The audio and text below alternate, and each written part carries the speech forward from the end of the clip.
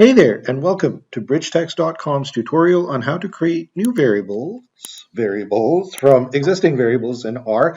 Now, of course, there's a lot of ways that you can do that. I just wanted to demonstrate something pretty basic here, something that you would run into a lot doing ordinary data analysis, doing ordinary statistics. In order to get going, the first thing I want to do is I want to create four variables.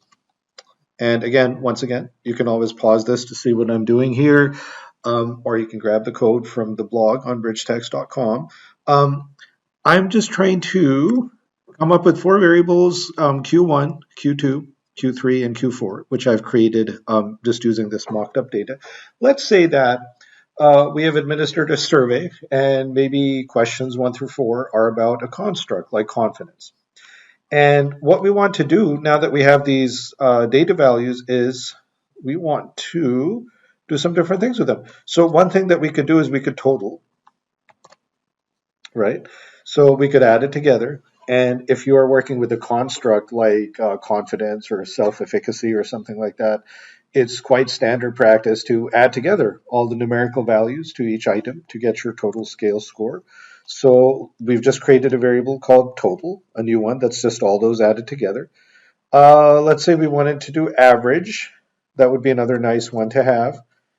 And let's create it. Let's call it average. And then it's just going to be all those added together divided by 4. And then finally, let's create a new one called mult for multiply.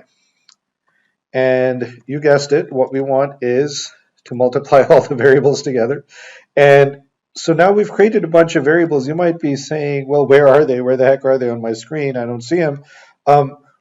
I purposely waited till the end here so we can create a new data frame or data set. R calls it data frame out of these variables. So let's call it my data, this data frame. We're going to specify it's a data frame.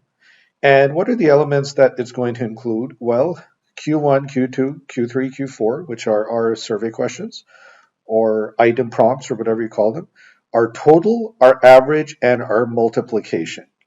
And then we're going to print it and see what it looks like.